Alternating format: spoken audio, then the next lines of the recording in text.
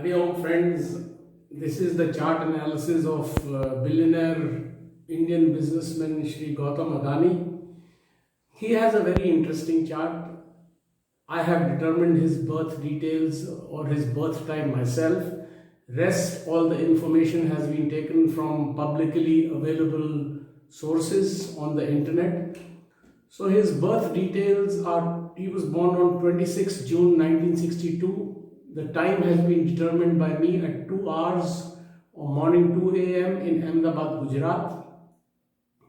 He has a very good chart in the sense that all his planets are placed in positive houses. He has none in evil houses. So he does not have an iota of negativity in his trait, in his nature, sorry. And the magic starts with the first house itself, that has Aries and Mars in its Lord house.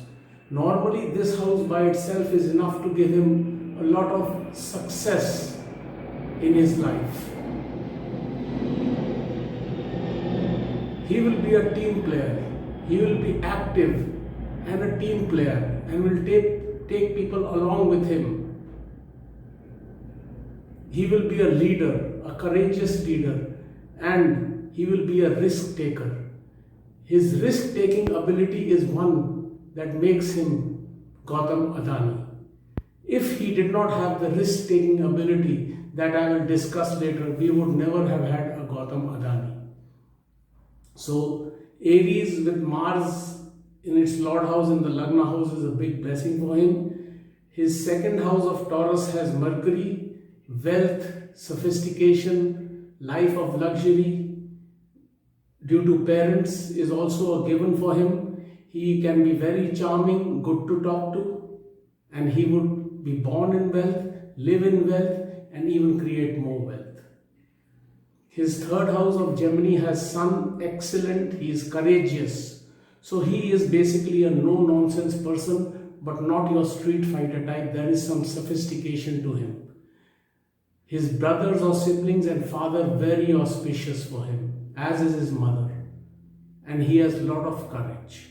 Now his fourth house of Cancer has Venus enemy positioned in Rahu. Now this is a very interesting placement because right now he is going through his Venus enemy positioned Venus Mahadasha, and Rahu is also sitting here. And after the fourth house, we directly jump to his 10th house. You'll see that. So basically what that does is he has a lot of landed property, a lot of assets. He'll enjoy life. There is no dearth of that. And he would basically, at the core of it, though there would be a lot of landed property, wealth, conveyances, luxuries of life, you name it. But right now, in his Venus Mahadasha, which is enemy positioned, he has to be a little careful, because if you see his chart analysis, if you see his chart, this is a chart of a risk taker. If he was not a risk taker, we would not have Gautam Adani. That is because he has Kal Sarp Yog. Now, why do I say Kal Sarp Yog instead of Dosh? There is a reason. All his planets are in positive houses, but such people also can take some reckless risks and suffer as a consequence. This because his fourth house is Venus and Rahu. That gives him a lot of landed power, landed wealth, power. But basically, he will get sudden rush of money, but money could be lost too. So that is the kind of dynamic that he has with money, but it's at the upper level. We are talking in billions of dollars kind of money. Now his 10th house, from his 4th house we directly jump to his 10th house. That is why I said this person is a risk taker, because all his planets, 5th house, 6th house, 7th house, 8th house, 9th house are empty. 10th house, the house of power, prestige, authority, has Saturn, Lord house, but retrograde and Ketu.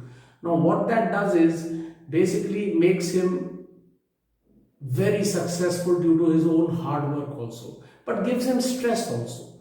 And the thing that stands out in all of this, with Ketu sitting there in his 10th house, is that he would not be, money would not be the factor that draws him into all this. It's just the risk, the adventure or the high that taking risks gives him is what stands out in his chart. Money, authority and all that just follow for him because there is lot of stress and there is lot of outflow of money, loss of money also seen, especially right now in his Venus Mahadasha. But such is the case with this person that maybe he is doing all the remedies that even in his Ketu Mahadasha, his wealth has only increased. So that makes me think that even in his present enemy position Venus Mahadasha, his wealth will keep on increasing, but he has to be very careful. And I say very careful because sometimes such people who are basically betters, they bet, they thrive on risk taking. What normal people would shy away from, these people enjoy that. And that is what made Gautam Adani. But sometimes that can backfire also. And in this case, he has to be careful right now because his Venus, 4th house Venus enemy position Mahadasha is going on. But I am sure he must be doing astrological and spiritual remedies about which we are or I am not aware of. Now his 11th house is super powerful, Moon and Jupiter, mental strength, wealth, luck. Next gen will take over the business smoothly, the transition will be very smooth, jet set life, name, fame, power, everything is there in his chart. But I want to underscore, and this is why I am repeating again and again, this is the chart of a person who is a magnificent human being. He has strong character, but what drives him, where other people stop taking risks, he goes on and takes the risk. Loses some but wins more. Because his chart, all the planets are in auspicious houses. And that is why even in his Ketu Mahadasha, now people say Ketu, oh my God, Ketu has come. But this person has proven that Ketu, his Mahadasha from 2010 till 17 was benefic for him. So Ketu can be benefic with the remedies. And especially if Ketu is placed auspiciously. Now right now from 2017 till 37, where he has now become the second richest person in the world, he is going through his 4th house enemy position Venus Mahadasha, and basically what that tells me is he is doing the remedies for his Venus and he is keeping on doing the big business risks and gambles that define him. So that will never stop for him. He will never stop gambling in terms of business investments and in terms of his business strategy. He is a big risk taker, but sometimes this can land such people in great trouble also, because not all days are good. And I am reminded this chart is similar to that of General Bipin Rawat's. He also had Kaz Sarp Yog, not Dosh.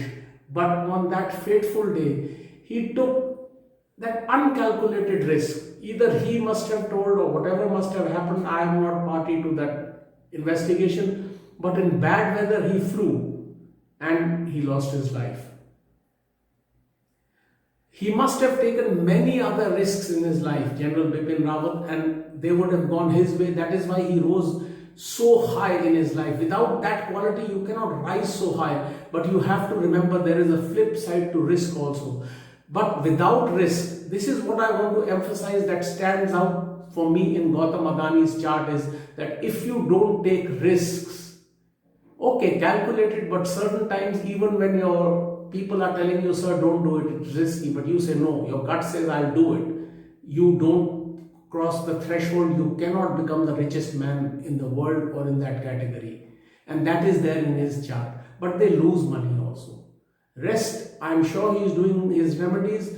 All his planets are in auspicious houses and he is blessed. And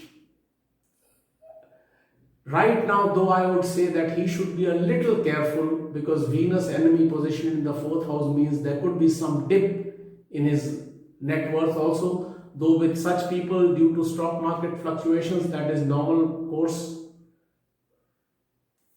of business for them. So this is the chart analysis of Gautam Adani. And if you have any questions and if you want to get your chart analysis done, Please contact me, ask me, and I shall do it on YouTube. And please like, share and subscribe my video and ring the bell icon. I am relatively new on YouTube. Please support me. Hari Om.